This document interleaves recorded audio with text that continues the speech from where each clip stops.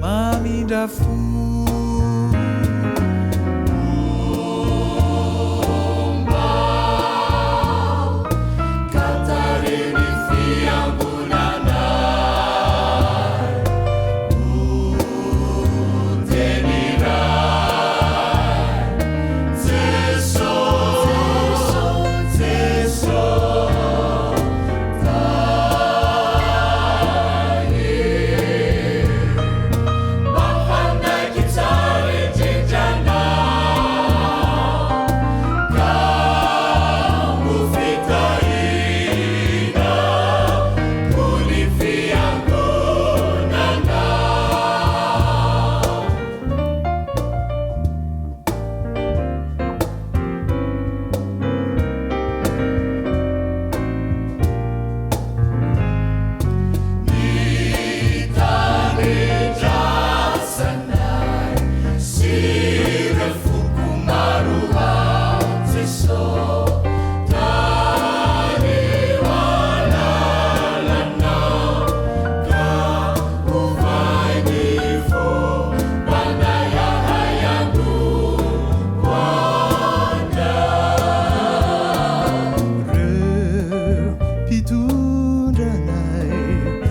aruvijeso viminuku eti medrikani denanai kanefarayo mamindrafu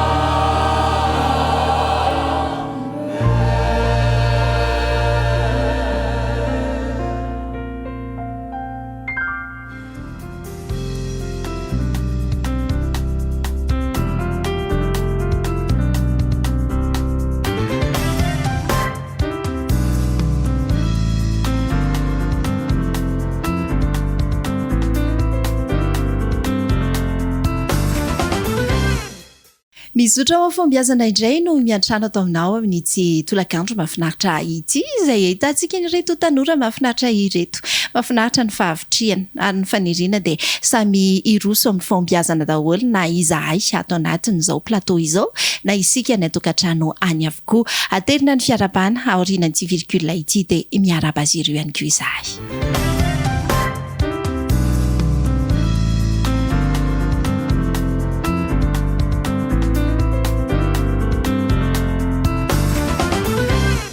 tonga eto indray izahay tondra loha hevitra vaovao anao manodidina ny hoe ny tanora ionona amin'izay efa eo am-pelantanana ve sa hitady mihoatra ihany koa hitady dia hikaroka hatrany hiandro no isolitenan'ireo tanora ny atokantrano any miaraka miolita tsy adino ihany koa inomena sy ny hainy faly miandray anareo izahay eto amin'iny izora fombiazana iandry faly miarabantsika rehetrarehetra manaraka an'izao fandarana izao faly miarabantsika eto amin'ny plateau ihany koa inao fa fanadiafana ny atevitra ato anatin'ity loha hevitra ity izay mihitsy ny rariana iandro hoe afana dia afana ny ady hevitra amin'ny androany satria raha ny loha hevitra dia hoe hitady mihoatra ve sa ionona amin'ny eo am-pelantanana valim-pantaniana avy hatrany ho any andry raha ho anazy zany dia ionona amin'ny eo am-pelantanana ny antony dia izao le mitady mihoatra mantsy indraindray mampanitatra izy ity mety manana izay le moisy fomba fitentsika hoe manana zaty ianao te hanana rivo dia veo mihoatra nefa rany lasa te misy zavatra efa tsy araka ny tokony izy tsony nefa lasa tiatsika otrasana le izany hoe mety hitarika anao amin'ny zavatra ratsy zany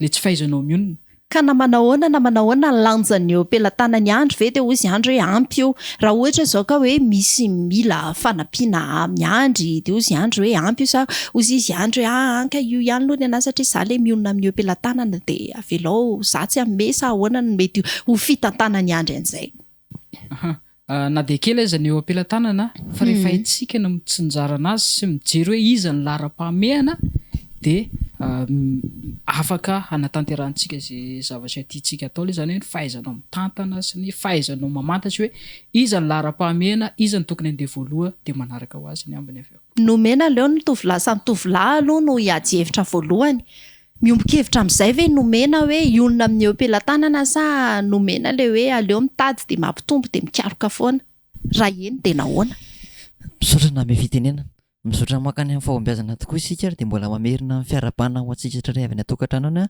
manatrika anay eto amin'izao plateau izao raha ho ana manokana aloha dia ahoana moa zany mampitombo satria raha ho ana manokana zao raha manana trano anankiray hoe trambongo kely tokoatra izay fomba fiteny hoe manana trambongo dia tiako ampitomboana iny raha manana fahafahana afaka manatombo dia ampitomboko iny fa tsy ionina amin'iny kosa hoe ty ihany ana dia efa manana mihoatra ary dia mbola eo ihany ty anaty fa ho ampakariko ny hiakatra ahoana ny fahitany ny ainan'izay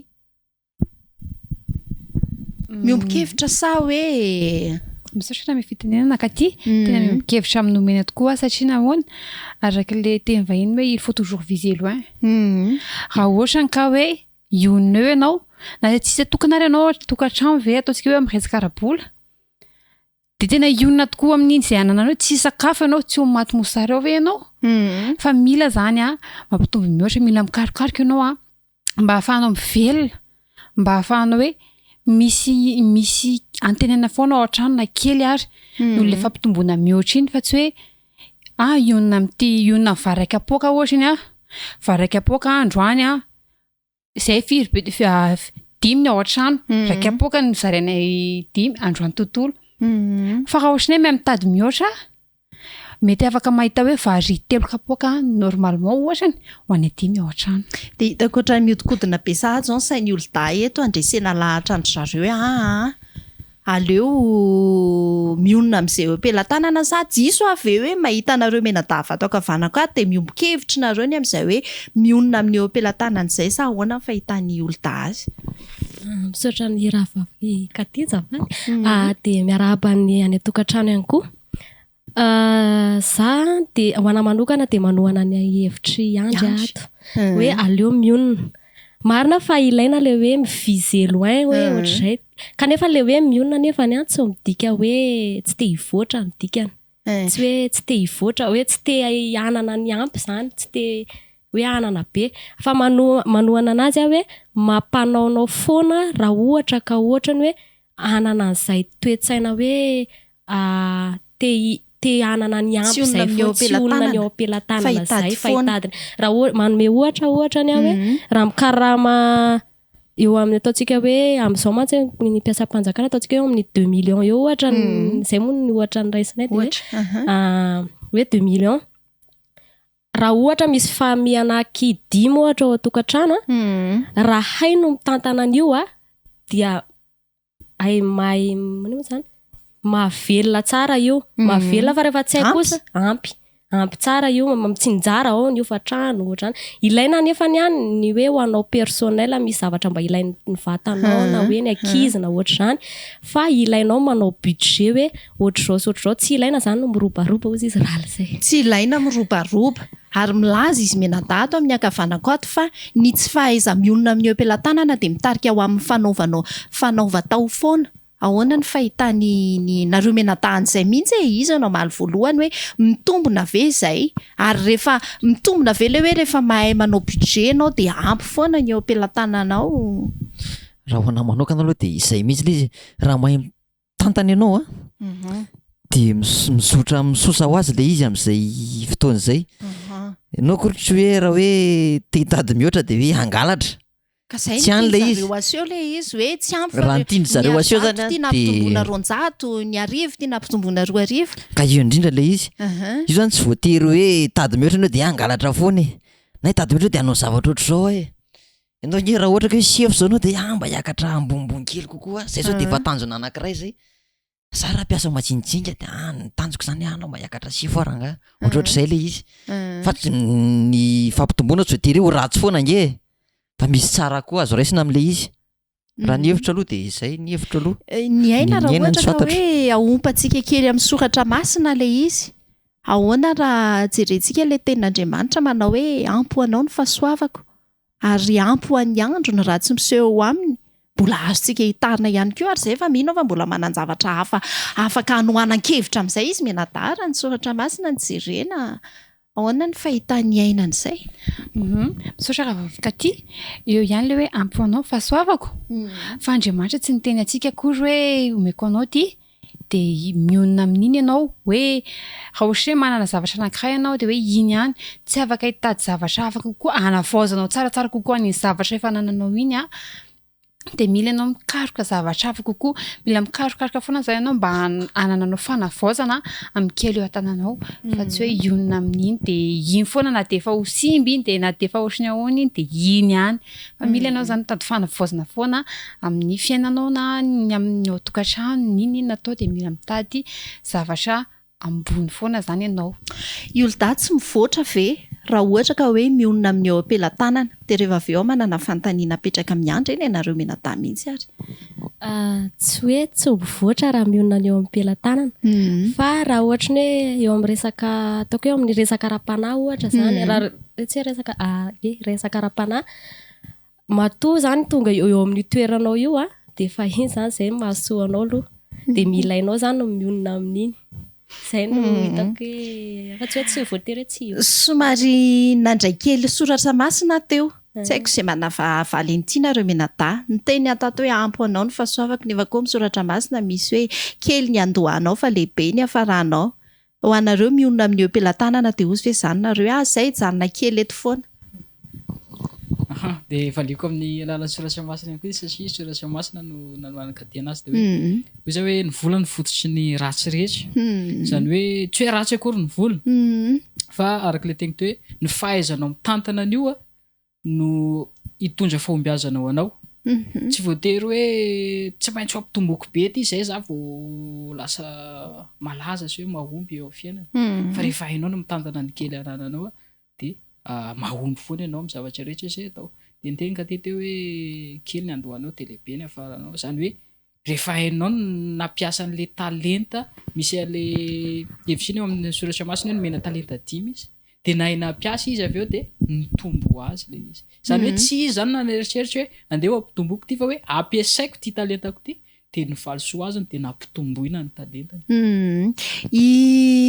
nomena tsy afaky ny ahita fahombiazana mihitsy ve ny tanora anankiray raha tsy hoe mampitombo ny eo pelantanany raha ohatra ve izy ka mionona amin'izay eo pelantanany de tsy azo eritreretina hoe isotra ho amin'ny fahombiazana iny tanora iny sotrana mifitenenana raha ho anahy manokana aloha tsy voatery hoe mampitombo foana voatavavoaka amin'ny fiainana fa misy koa ange hoe mionona ny eo am-pelantananao anao de mandriamanitra koa manana ny programmany miditratrehitra izy amin'ny zavatra tiany anazy tiany avy anomeko anazy tia no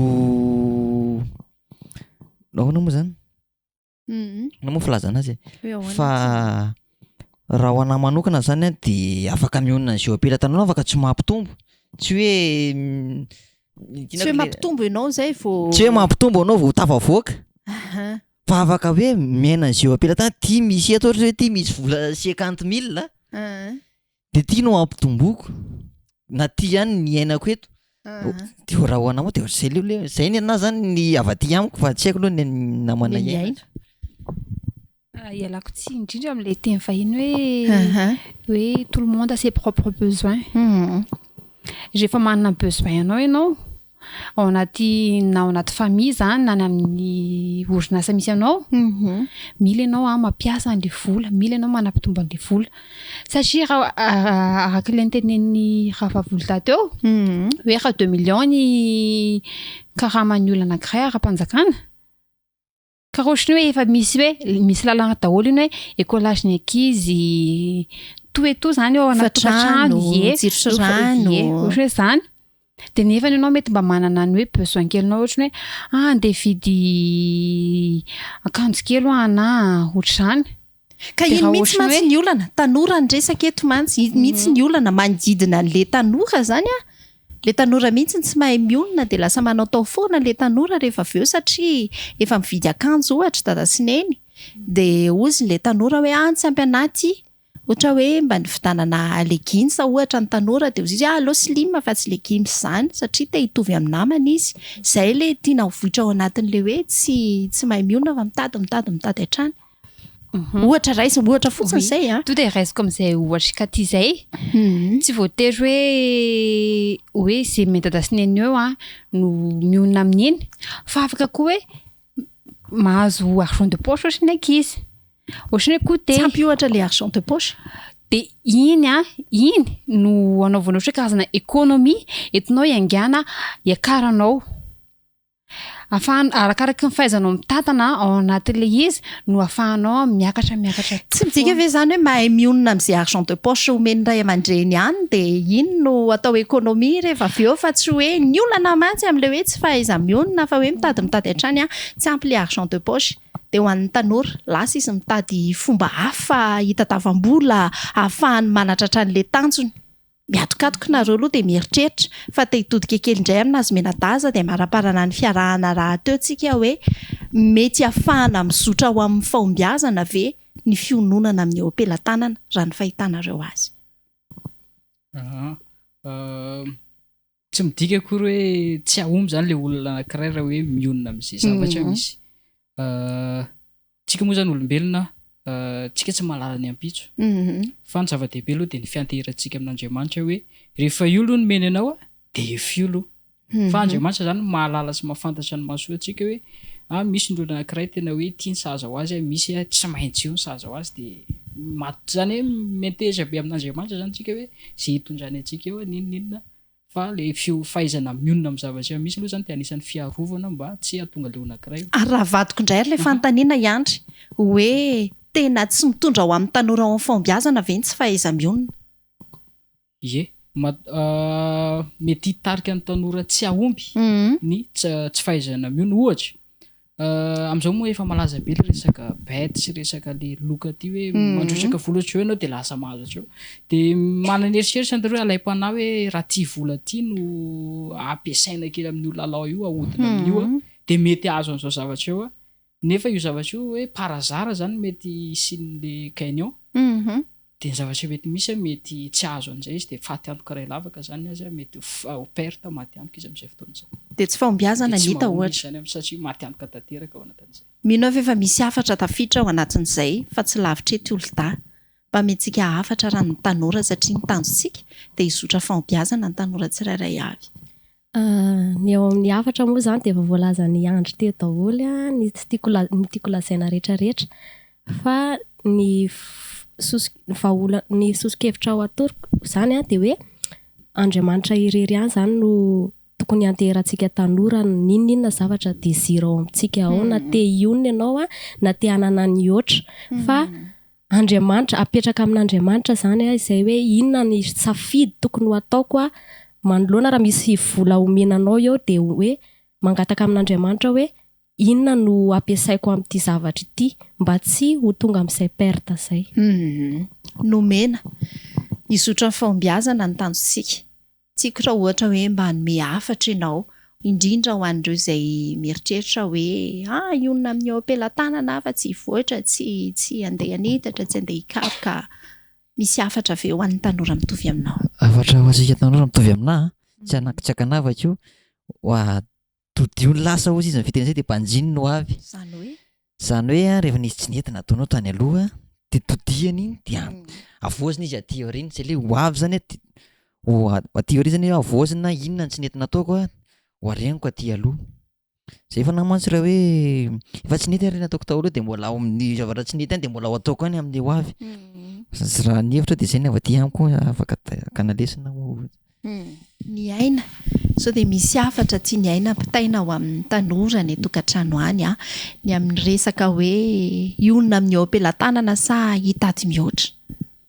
Ny hafatra avy amiko tsy dia hoe pour à sa contre les loatra fa fotsiny hoe ny fahaizan'ny tanora mahay mandanjalanja ny zavatra atao fahaizan'ny tanora manana fahaiza mitantana ao anatiny mihitsy zany manana fikirizana hoe ohatriny ahoana tanako izay kely eo ananako ohatriny ahoana ny ampifelarako izay eo atanako na ny teny ary ny tatao ankilanay hoe mahay mionona dia tsy fahadisoana le izy hoe tsy mahay hoe zay zany contre dia hoe tsy mahay mionona zany zay fa tiako ampitaina hoe mila foana zany mahay mandanjalanja izay zavatra rehetrarehetra atao ninona na amin'ny lafiny ara-bola na amin'ny lafy rehetrarehetra mihitsy zany dia mila an'izay fahaiza mitantana dia fahaizana mampivoatra izay eo ampelantanana. Say mihitsy le izy. Mbola manana anindry kely nomena? Ie, afatra kely atsika mizotra ho any amin'ny fahombiazana foana fa afatra kely zany hoe ny zavatra ho ataontsika zany dia mba hety mba ho lavorary izay kasaina ho atao mba ho tanteraka sy zay zany dia araka ny tokony izy hizotra amin'ny fahombiazana fahombiazana moa ny atsika eto zany dia ho fahaingany mba ho fahombiazana hatrany no zavatra ataontsika tsirairay avy tsika samy tanora daholo ny eto mba dia engany hizotra amin'ny fahombiazantsika rehetrarehetra. Angasitranareo efatra mianadany araka taminay teto ny loha hevitra mandidina hoe mionona amin'ny eo am-pelantanana sa mampitombo ihany koa ny volany tena resahana kanefa araka ny voalazandry zareo tsirairay avy teo dia ilaina ny fahaizana mandanjalanja arakaraky ny toe-javatra misy arakaraky ny tranga miseho no mety ampitombona na tsy an'izay le hoe mionona amin'ny eo am-pelantanana sa mampitombo sy mikaroka trany. Mametraka ny mandrapitafa ho mandrapiresaka izahay isaorany andry isaorany olta isaorany aina isaorana ihany koa nomena felomadoboko.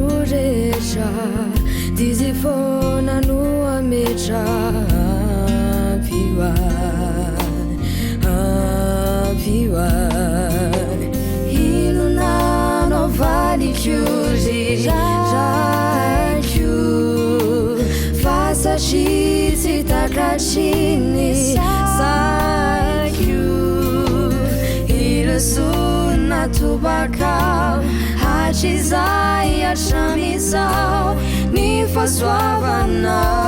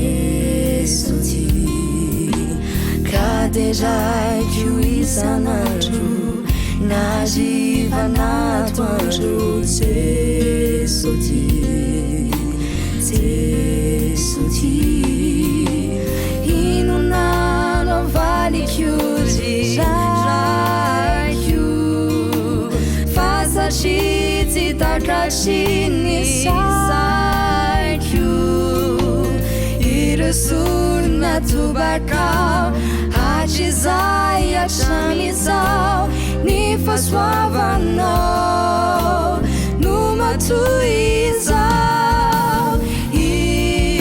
fonaneoambavako nefa tsy ario voalazako samatra toko zay matoky anao kanto iriny asa tanana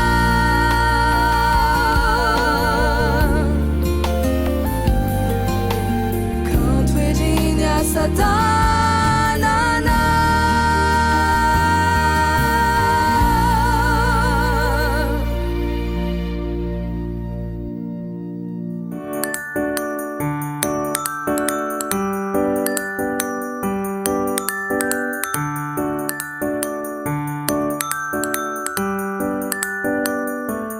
ampifaliana sy ampitiavana indray no androsoko ao atokantranonao amin'izao fotoana izao ny resaka isika tamin'ny farany iny a mahakasika ny fomba fiarabana sy fidirana ao anefitranon'olona hafa izany dia ho toin'izay a dia satria isika izao a miaina ao anatin'ny fotoana izay tsy afahantsika mifandray tanana dia toy ny ahoana indray ary zany a no tokony atao fomba fifampiarabana amin'izao fotoana izay ao anatin'ny aretina tsy afaka mifandray tanana izao tsara loatra raha toaka akombontsika fotsiny tanantsika roa dia miteny isika hoe miarahaba tompoko dia vita fihetsika tsotra sady feno fanajana izay fihetsika izay hitantsika etsy sy aroa mantsy ilay fomba fiarabana manao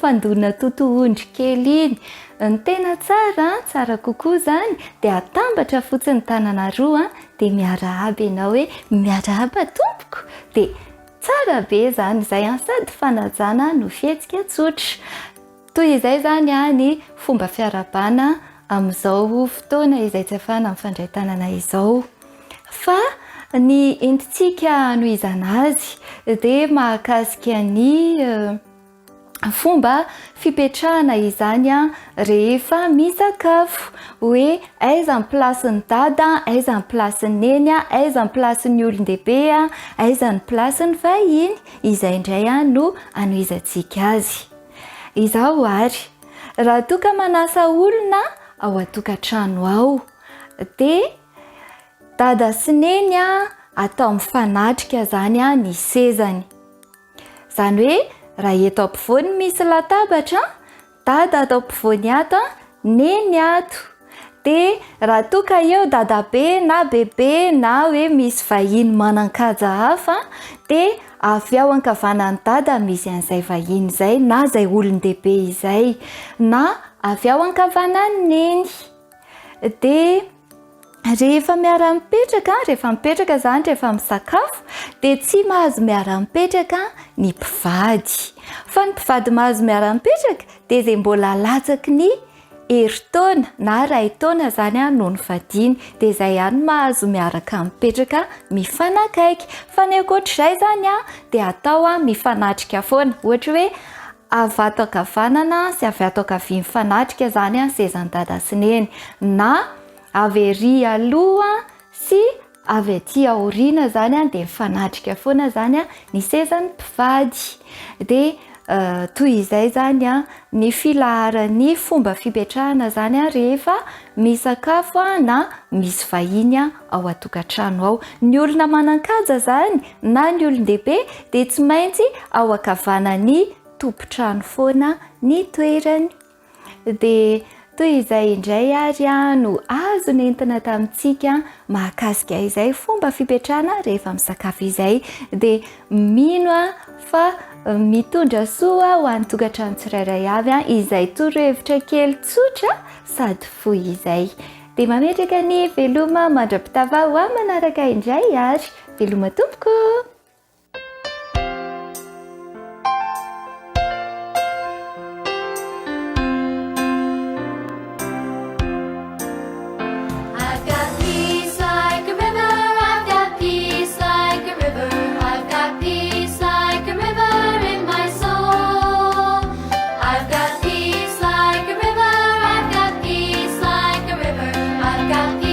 Like a river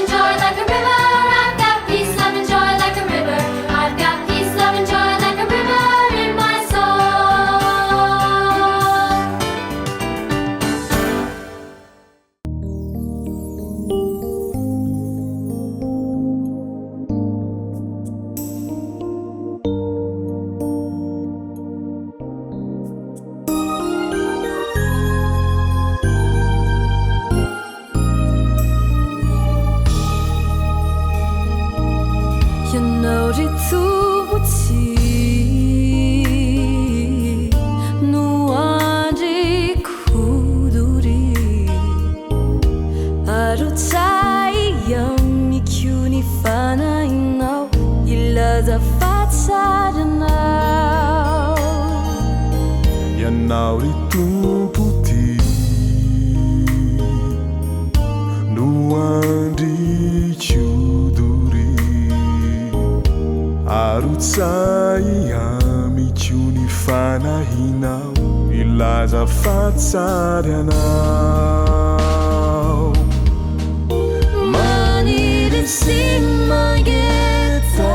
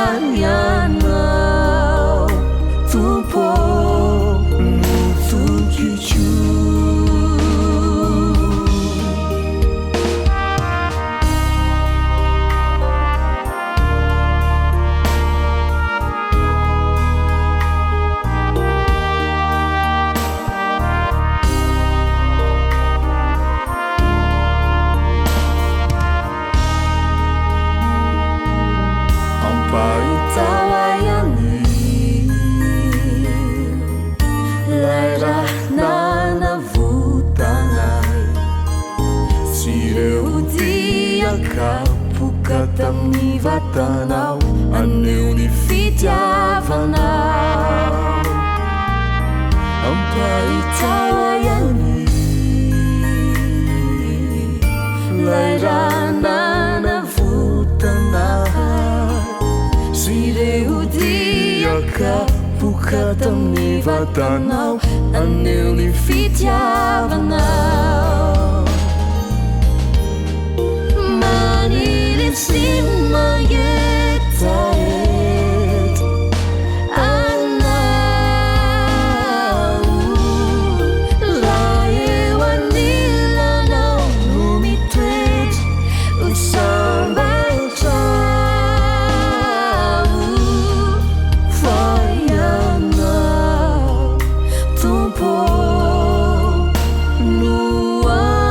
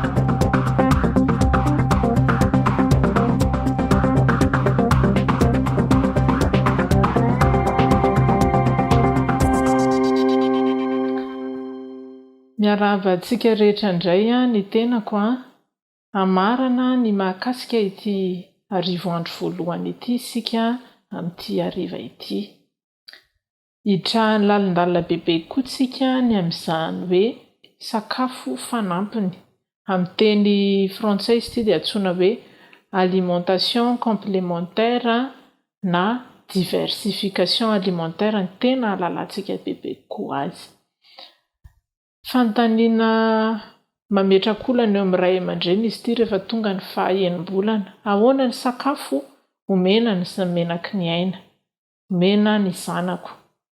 Ka mali izany fantaniana izany tsika androany. Inona aloha ny mahazava-dehibe azy ity?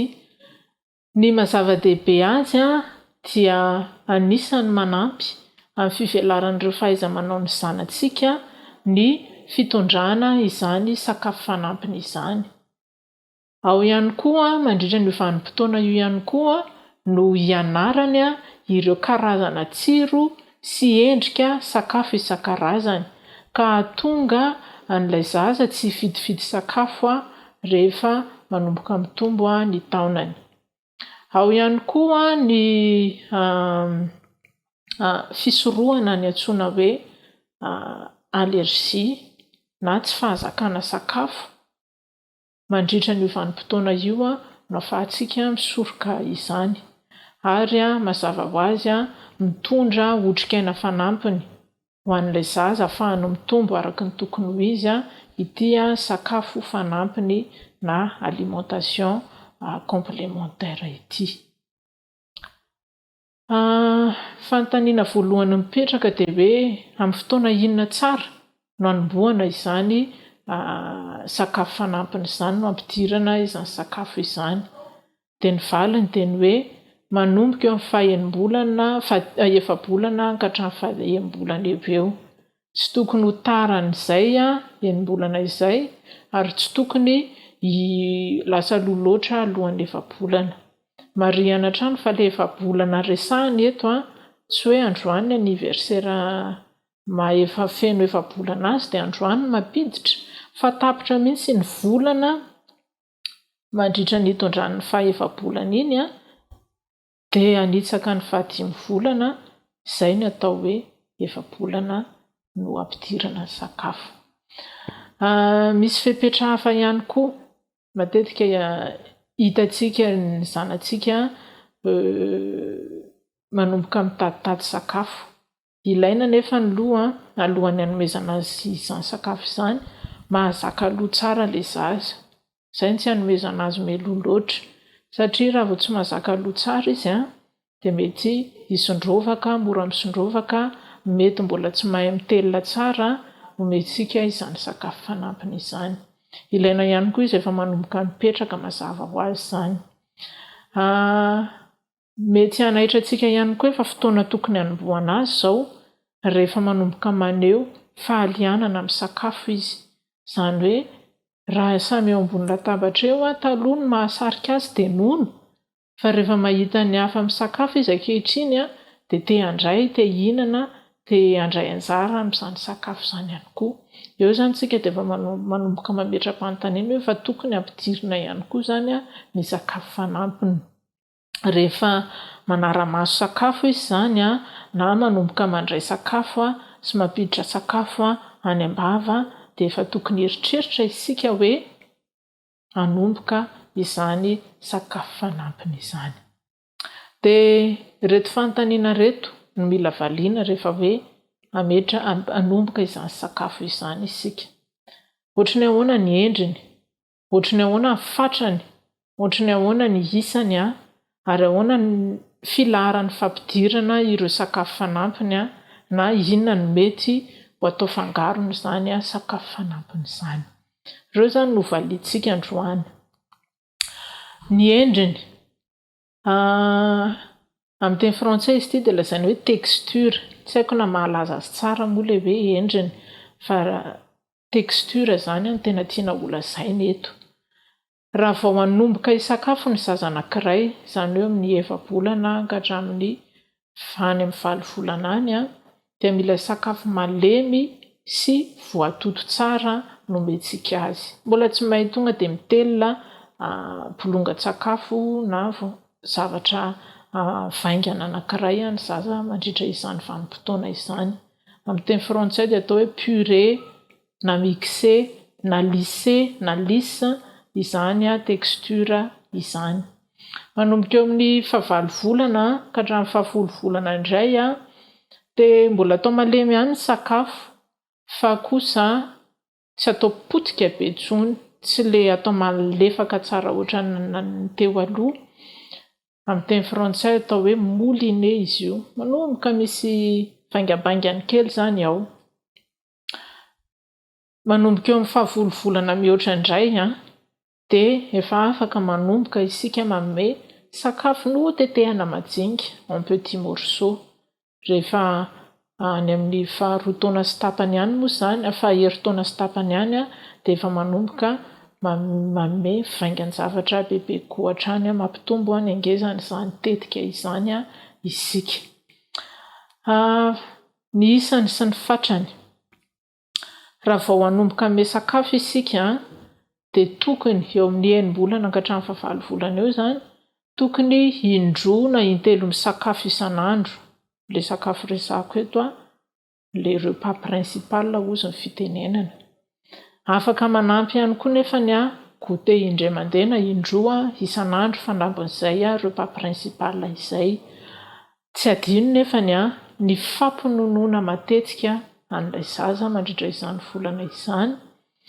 Ary ny fatran'ilay sakafo dia mety amin'ny volon-dohany mety mbola tsy zatra ny zanantsika, dia mety eo amin'ny 2 na 3 sotro fihinanana eo ihany, cuillère soupe, hatramin'ny atsasakana lovia baolina na 500 sy 200 mililitatra eo na ray latsan-kafe litatra ny fatran'ny sakafo omentsika mandrindra izany sokajy-taona izany. Rehefa mihalehibebe eo amin'ny 9 volana ka hatramin'ny faha 12 volana eo ilay zaza dia afaka ampitomboana 3 hatramin'ny 4 isan'andro izany sakafo na repas principal izany. Tanjona moa amin'izay dia mba ahaizany tsiro-tsakafo isan-karazany foana, hampatsiahivina izay. Mbola afaka manampy goûter indroa na indray mandeha isan'andro isika, tohizana hatrany ny fampinonoana ary ny habetsaky ny sakafo amin'izay fotoana izay dia eo amin'ny atsasaky ny lovia baolina ana ray litatra latsan-kafe 500 sy 200 mililitatra na fefa litatra izany. Rehefa feno herintaona ny zanantsika hatramin'ny faharoa taona dia ohatran'ilay teo ihany, mety in-3 na in-4 isan'andro izy no misakafo, mena goûter indray mandeha na indroa isan'andro. Ny fatran'ny sakafo kosa nefa amin'izay fotoana izay efa manomboka miakatra, mety efa mahalany lovia baolina anankiray ilay zaza ana 500 sy 200 mililitatra. Ny fampinonoana amin'ny vanim-potoana io dia hampatsiahivina hatrany hoe mila mitohy izany fampinonoana izany. Ahoana ary ny fomba ampidirana azy? Izy ity tsy dia misy fitsipika loatra tsy maintsy izao ny hanombohana azy na tsy maintsy izao. Afaka manomboka amin'ny légume isika, afaka manomboka amin'ny voankazo isika, fa ny tsara hoe iray amin'izy roa ny hanombohana azy, na légume na voankazo dia ampidirina manaraka eo ny iray amin'izy roa ihany koa zany izay tsy nampidirinao voalohany dia avy eo ny karazan-tsakafo mitondra protéine. Rehefa tafiditra ny légume sy voankazo zany dia ampidirina ihany koa ny sakafo mitondra protéine. Zavatra iray azo ampidirina mialoha ihany koa dia ny tavolo na ny féculent, fatapatatrantsika amin'ny anarana hoe céréales ngamba mety ahazoantsika kokoa azy. Ny fitsipika fotsiny dia ny hoe atomboka tsy misy gluten, ho resahantsika ao rindrina kely izay, ary avy eo ampitomboana tsikelikely ny fatran'izany gluten izany. Any amin'ny fahefa-bolana amin'ilay fotoana fampidirana sakafo fanampiny izany dia efa afaka atomboka izay hatrany amin'ny faha-7 volana tokony hampakarana tsikelikely izany fatran'ny gluten anaty tavolo izay. Ny fangaron'izay sakafo izay mazava ho azy aloha dia ny nono na ny ronon-jaza no sakafo fototra hatramin'ny faha 12 volana. Tsy mahasolo ny nono sy ny ronon-jaza ny sakafo fanampy mandritra io vanim-potoana io. Fady izany hoe hajanona amin'izay ny fampinonoana dia tsy omena ronono intsony ny zaza fa sakafo sisa no omena. raha eo amin'ny embolana ka hatramin'ny faheritaona ilay zaza, hatramin'ny faharoataona ary. Mila minono farafakely ny 4 isan'andro izy raha mbola minono amin-dreniny izay amporisihana hatrany mba ho nonon-dreny foana nomena. Raha tsy minono amin-dreny intsony izy fa rononon-jaza dia ronono voatokana ho an'ny zaza izany nomena, dia omena eo amin'ny 700 mililitatra isan'andro eo hatramin'ny 12 ny volana. Ao aorian'ny faheritaona indray dia tokony eo amin'ny 400 mililitatra isan'andro ny ronono omena ilay zaza hatramin'ny 7 taona. Marihana hatrany hoe ronono voatokana ho an'ny zaza fa tsy ronono ronon'omby na ronono mandry na ronono avy amin'ny zavamaniry akory. Ankoatran'ny ronono na rononon-jaza dia afaka omena ireo vokatra avy amin'ny ronono ihany koa ny zazakely anankiray. Yaourt, petit suisse, ny fromage blanc, ny fromage. Ny marihana fotsiny hoe ny ronono izay nanaovana an'ireo zavatra ireo dia mila ronono efa masaka tsara, pasteurisé ozy ny fitenenana amin'ny teny frantsay, azotsika azy tsara. Ankoatran'ny ronono sy ny vokatra avy amin'ny ronono dia ndresana teo ny legioma.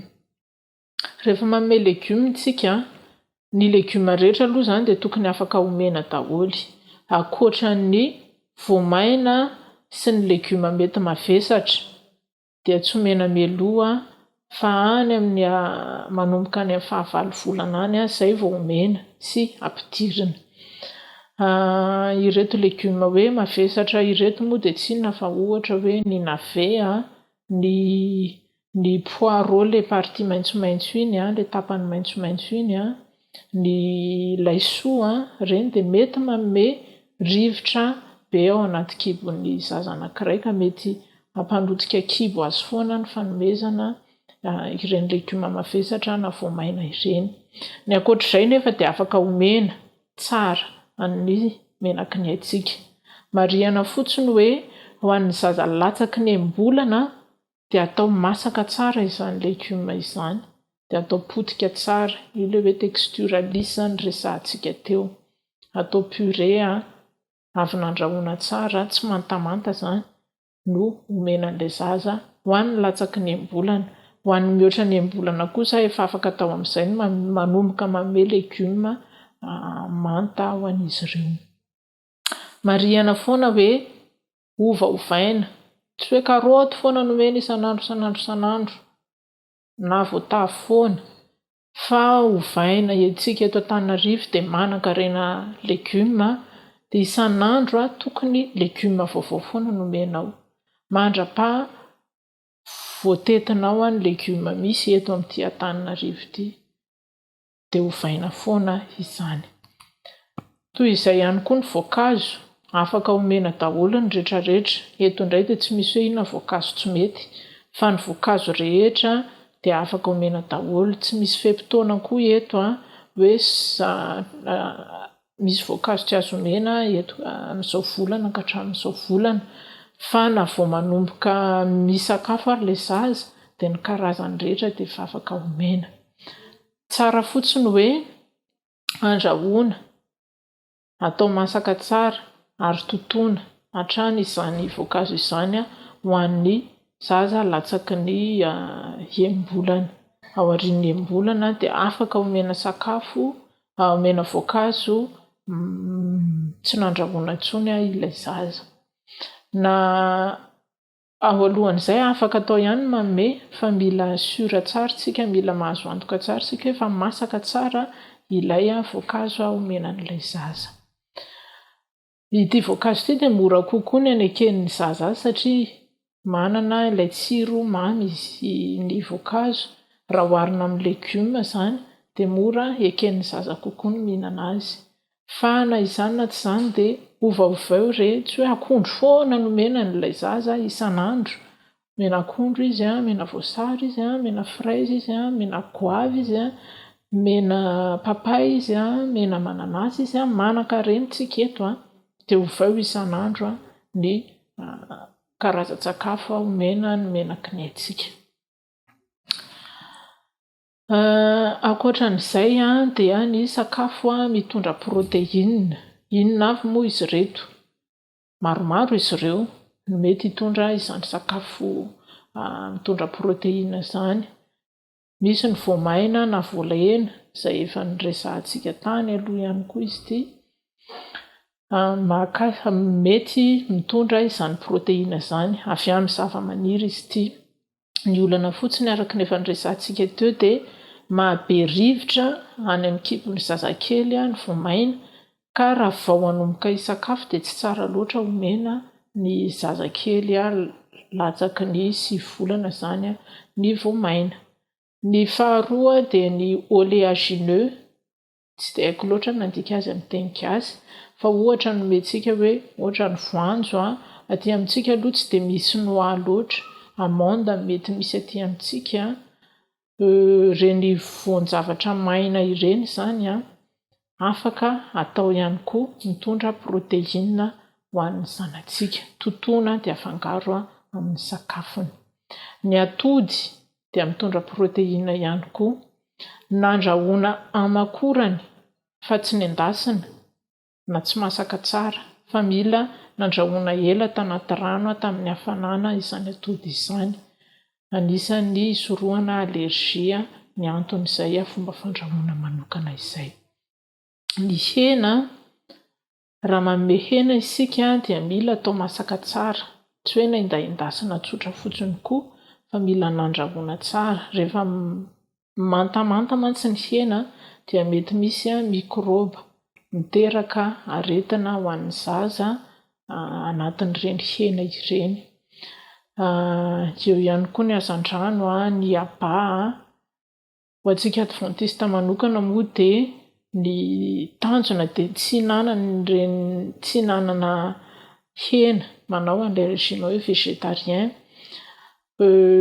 Hatreto aloha mbola tsy manana régime tsara ho an'ny végétarien fa amin'ny fotoana manaraka angamba hoentina amintsika eto hoe raha zaza vao ampidirana sakafo ka tonga dia hanao végétarien dia ohatran'ny ahoana no atao. Fa androany aloha dia tanisa fotsiny hoe ireto ny zavatra ilain'ny zanatsika. Ankoatran'ny izay anankitelo izay dia misy ihany koa ny tavolo na ny féculent, anatin'izany ny céréales, ny mofo, ny biscuit. Anatin'izy ireny dia mitahiry an'ilay antsoina hoe gluten. Ity gluten ity misy karazan'olona tsy mahazaka azy izy ity. Ilay olona manana aretina hoe maladie cœliaque. Tsy ny olona rehetra nefa manao an'izy io, kanefa ny olona rehetra kosa mila mitandrina mba tsy ho tonga amin'izay hoe manana izay maladie cœliaque izay. Dia ny fomba atao dia ny fampidirana tsikelikely ny gluten amin'ny vatana. Tsy atao aloha loatra nefa tsy taraiky loatra ihany koa. Izany hoe manomboka amin'ilay mampiditra sakafo iny eo amin'ny faha-9 hatramin'ny faha-7 volana eo no fampidirana azy. Raha tara loatra dia mety hiteraka izay maladie cœliaque izay. Raha aloha loatra ihany koa dia mety ampitombo no mety ho fahazoana izay maladie cœliaque izay. Vao manomboka izany dia tokony mikajy isika hoe céréales tsy misy gluten ny anombohana aloha, dia avy eo mampiditra céréales mifatra kely dia mitombo an'ireny céréales misy gluten ireny.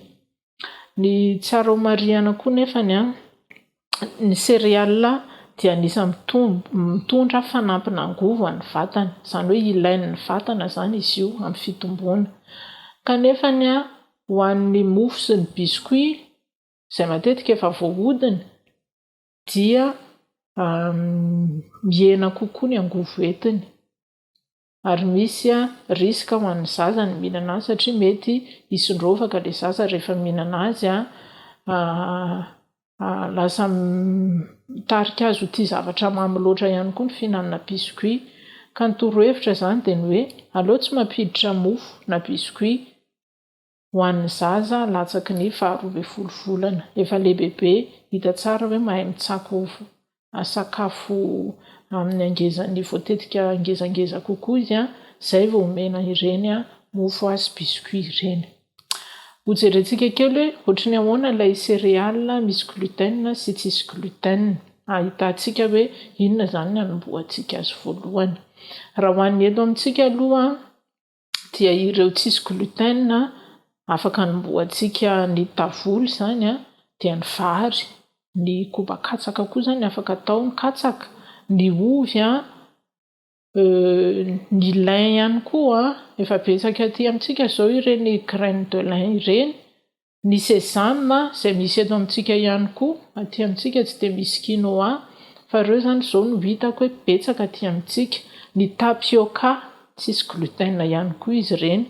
Ireny zany céréale afaka anomboantsika vao manomboka manome sakafo isika amin'ilay hoe céréale tsisy gluten. Ny céréale misy gluten kosa dia ny kobam-barim-bazana, ny blé, ny avoine, ny seigle, ny orge. Ireo moa tsy dia tena misy aty amintsika fa ny blé sy ny avoine mety ho hitantsika betsaka. Dia ireny zany afaka ampiakarintsika tsikelikely ny fatran'izy ireny anatin'ny sakafon'ny zanantsika rehefa nanomboka nihinana an'ilay céréale tsisy gluten ka nanomboka hivadika amin'ilay céréale misy gluten isika. Misy an'ireny céréale efa voahodina sy efa vonona ho an-jaza ireny. Mila mamaky fotsiny zany tsika hoe misy gluten sa tsisy gluten izy ireny, ahitantsika azy hoe inona no anomboantsika fatra ohatry ny ahoana no atao ampakarana tsikelikely izay fatrana gluten izay. Fangaron-javatra ilaina anatin'ny sakafo ihany koa dia ny akora misy menaka.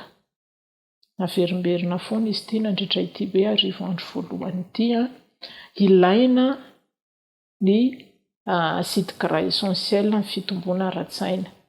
Ilain'ny zanantsika ihany koa izany.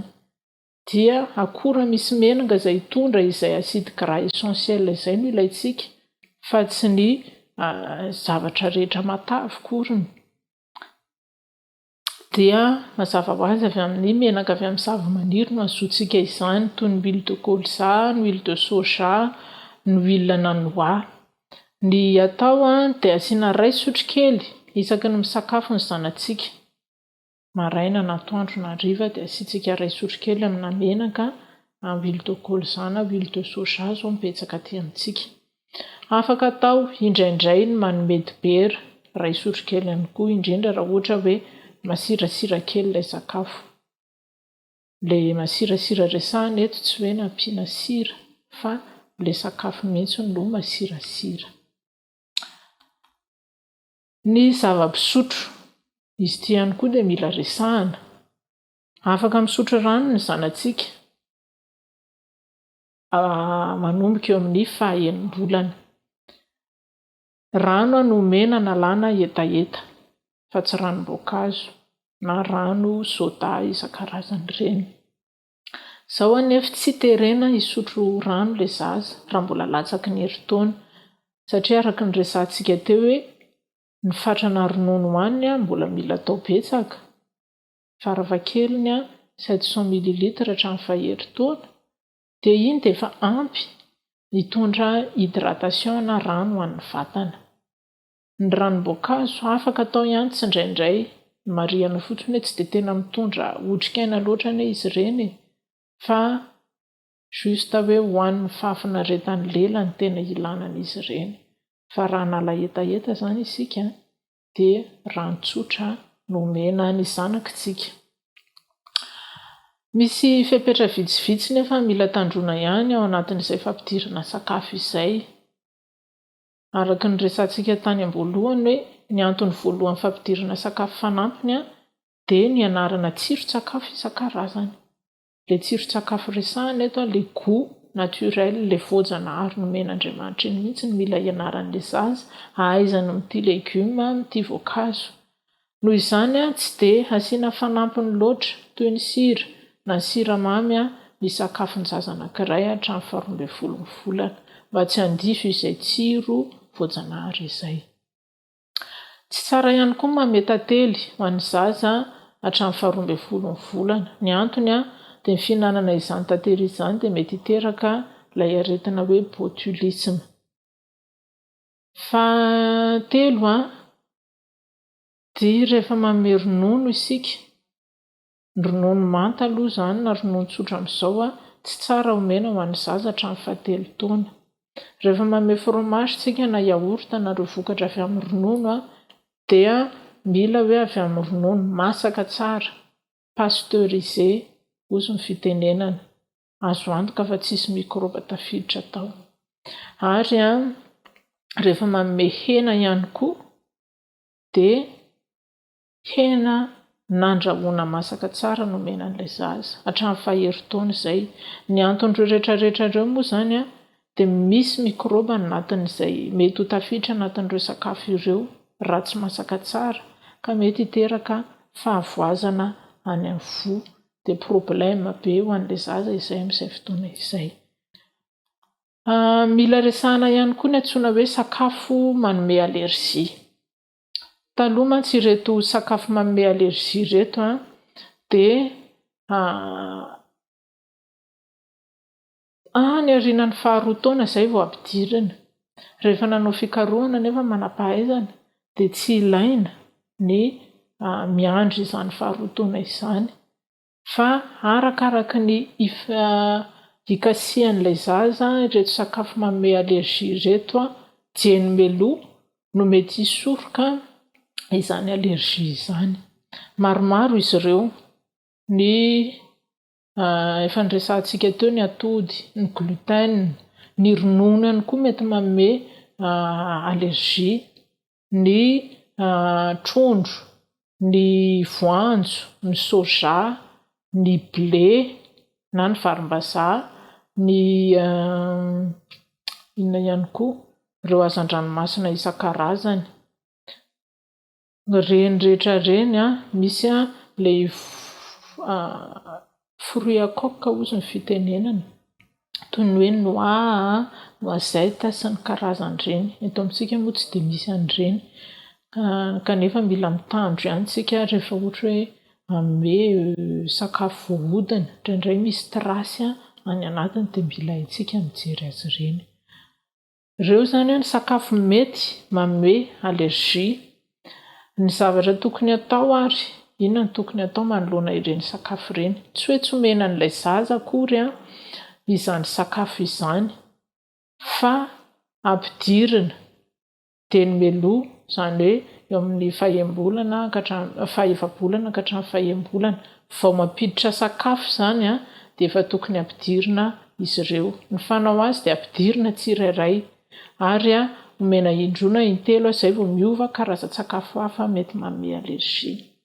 Alohan'ny hiovana nefa dia tokony misy 3 na 4 andro melanelana anelanelan'ny sakafo anankiroa mba ho fantatra hoe raha misy allergie tokoa ilay zaza dia sakafo iza no nanome an'izay mba tsy hifangaro voraka ao. Amaranantsika azy dia tolo-kevitra ny amin'ny ohatra ny ahoana zany ny anaovana ny sakafo ny zanantsika. Tolo-kevitra izy ity amin'ny maraina isika dia afaka ataontsika manome sakafo ronon-jaza afangaro céréales ho an'ny zaza, atao sakafo maraina. Amin'ny atoandro dia afaka afangaro ireto zavatra ireto misafidy tavolo anankiray isika dia asiantsika legioma dia misafidy ihany koa sakafo mitondra protéine anankiray tsy adino ilay menaka iray sotrokely afaka atao manome na tsy voankazo anankiray. Amin'ny hariva indray dia afangarontsika ny tavolo miaraka amina legioma anankiray na 2 ary asiantsika menaka afangaro ronon-jaza izany. Amin'ilay goûter dia tsy mampirisika ny manome biscuit na mofo fa vokatra avy amin'ny ronono, izany hoe yaourt na fromage na ronon-jaza na ihany koa voankazo no atao goûter ho an'ny zazakely. Io zany no afaka tazomintsika ao an-tsaintsika hoe ohatr'izao ny hitondrana ilay sakafo. Izay no torohevitra mahakasika ny hoe sakafo fanampiny. Mino fa nanampy antsika reny izany ahafahantsika mikarakara ny zanantsika. Rarosoa indrindra.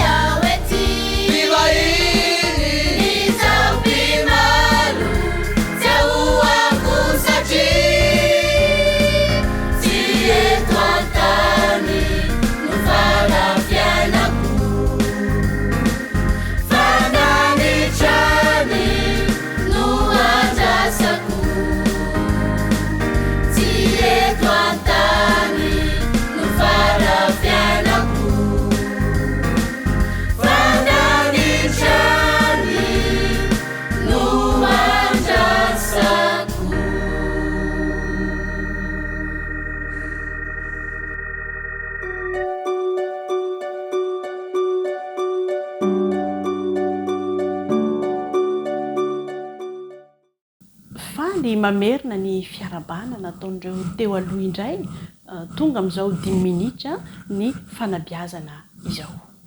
Mino fa efa ao am-pontsika ilay loahevitra goavana manao hoe fanabiazana ny ankizy amin'ny soatoavina kristiana.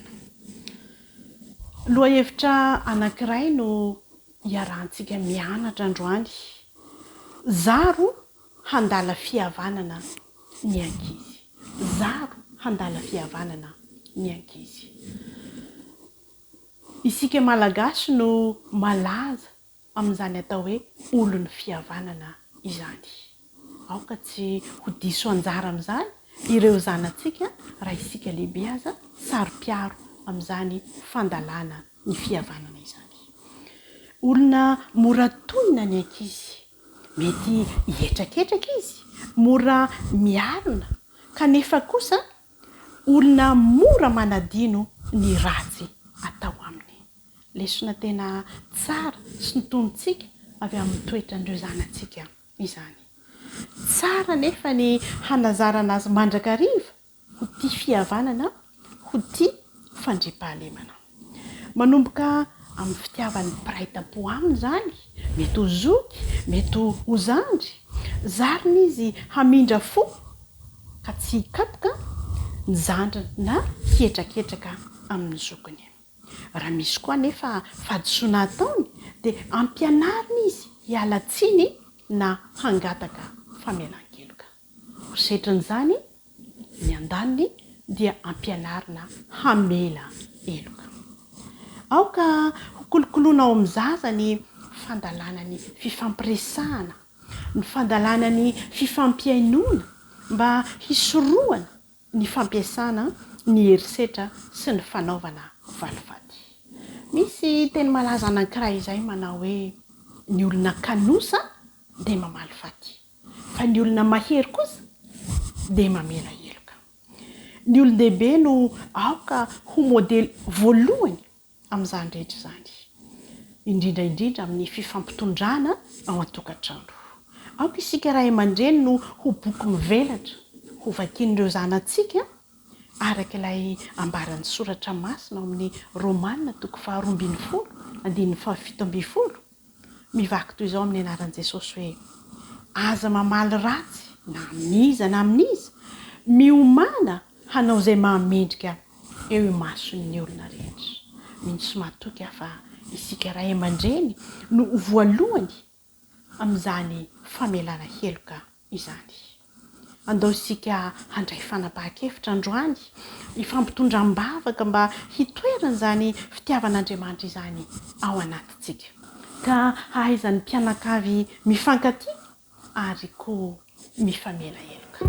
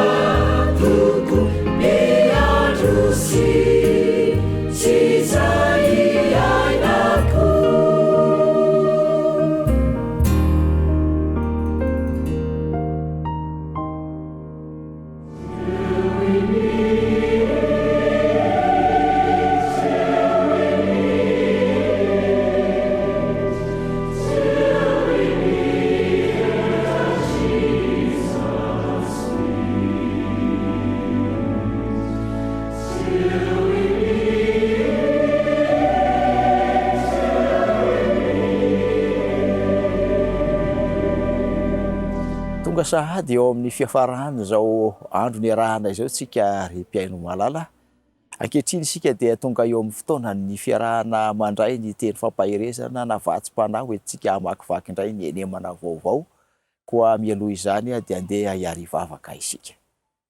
Tompo hanokatra ny teninao izay koa mangataka indray ny fahazavatsaina avy aminao afahanay miteny amin'ny alalanao sokafy ihany koa ny fon'ireo rehetra zay ande izao afatra foy izao atonga azy ireo ifaly miaraka aminao anam-piadanana ihany koa amin'ny fiainana amin'ny anaranao katana izany Jesosy, amen.